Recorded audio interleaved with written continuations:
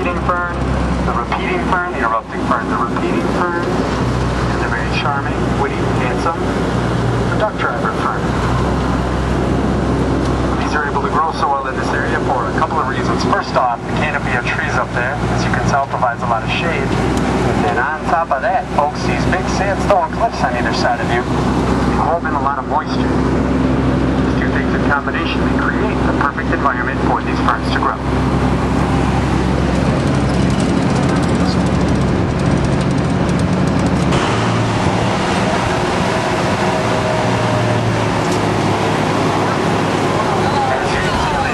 We're about to make our first dip into the water, into the Wisconsin River. The road from here on out can get a little bit bumpy, so just in case, with one hand, find something to hang on to. Your other hand, hold your seat. Well, plug your nose. That's simple, guys. We're now a boat on the Wisconsin River.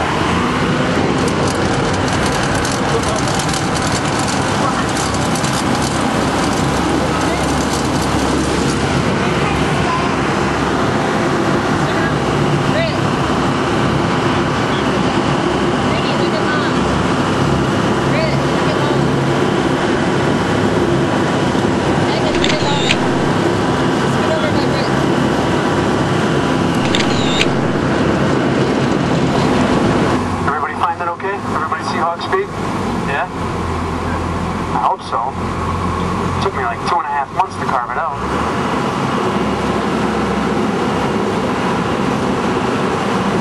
On a more serious note though, Hawkspeak does serve as a marker for the deepest part of the river we're going to cross on our trip, beneath the Hawk here, at around 45 feet.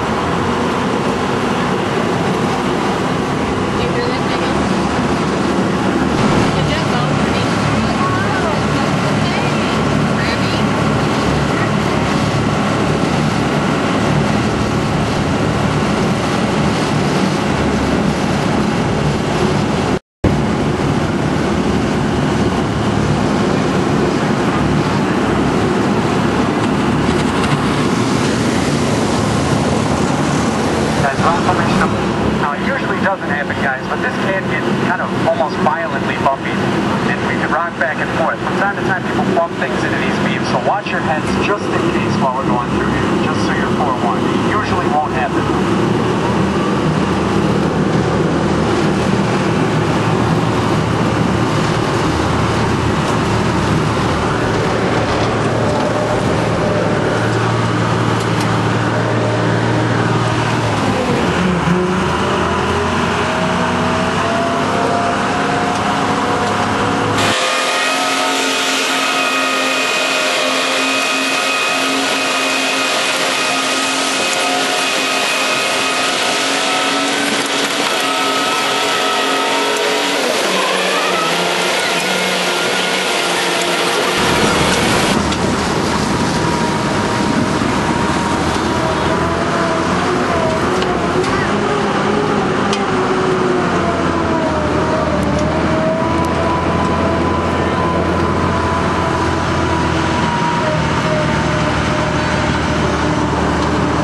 Just a moment, guys. And I'll tell you a little bit about our next point of business. That is that we're going to head right back into the water into Lake Delk. This time you get to pick, though. How do you want to go in? Fast or slow? Fast it is. Alright, guys, and when we hit the water, I do have to warn you about a couple of things. First off, there is going to be quite a jolt when we hit the water, so I do want everyone to make sure that you're hanging on somewhere in front of you. This time, I'm not really joking. Everybody do hang on. Second off, let's see here. Sometimes there's a spray of water that comes over the front of the duck here. Usually I'm pretty good at it. And there's probably going to be a little bit of water that comes over the front of the duck here. As you can see, it's kind of windy, and it usually means that there's going to be a spray of water over the front here. It's going to get us in front a little wet. There's also going to be a kind of big wave that comes in over that green deck in the back, over that little red step. So everybody wins. Right. Here we go.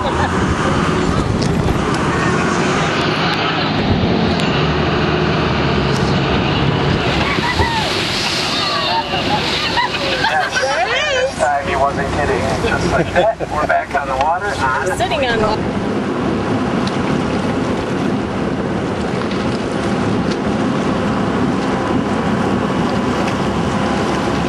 As you guys can see, if you just take a look around the lake here, during the summer months, it's home to a wide variety of waterfront activities, like boating, fishing, fishing, canoeing, kayak, parasailing, water skiing, jet skiing, tubing, pontooning. My favorite one, skinny dipping. It's also home to the world famous Tommy Bartlett Ski, Sky, and Stage Show. Ever seen or heard of the Tommy Bartlett Show? Snakes, sandhill cranes, snuffleupagus, big birds, SpongeBob SquarePants, Sasquatch, lions, tigers, and bears. Oh my.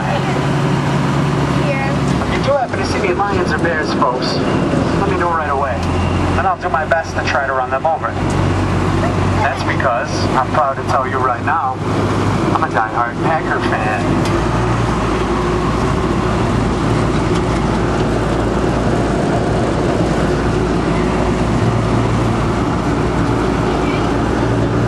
Jokes. This could be our last look of absolutely anything. So if you're afraid of heights like I am, just do what I do. Close your eyes.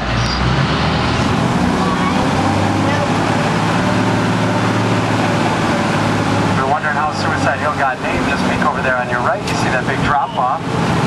But you never really had anything to be afraid of. We're very safety conscious around here. In fact, just last week, I personally installed this heavy-duty steel wire mesh barrier for your protection. I know you're probably thinking I'm nuts, that's just chicken wire, right? I used to think the same thing. It was up until my good buddy Hank, he works at the hardware store in town. He told me one day, he said, Lucas, if that stuff will hold back a chicken, I'd be willing to bet it'll hold back a duck.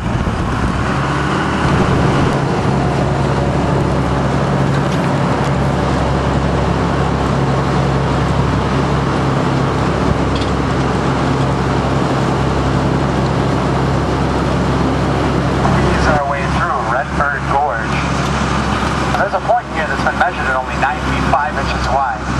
Remember, our duck is 8 feet 2 inches wide. It's been kind of a tight squeeze. And as I'm sure already guessed, Redbird Gorge is named after a famous Native American chief. Chief Gorge.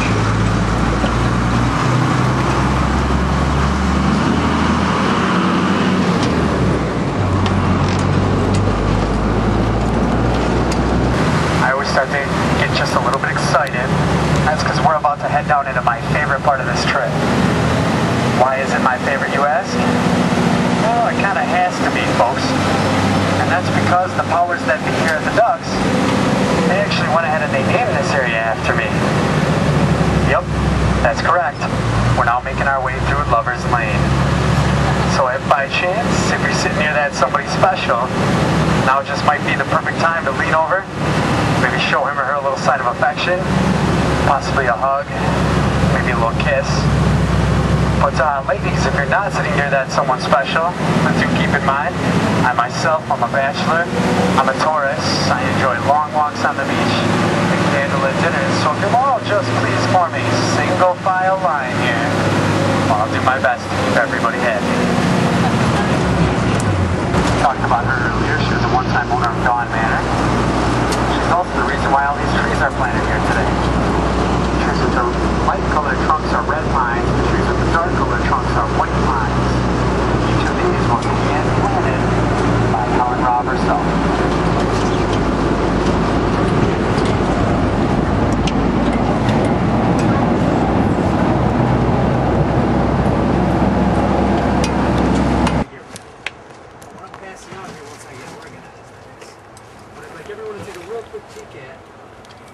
From the Ducks. Most of what we've done so far, a little bit of what we haven't done just quite yet.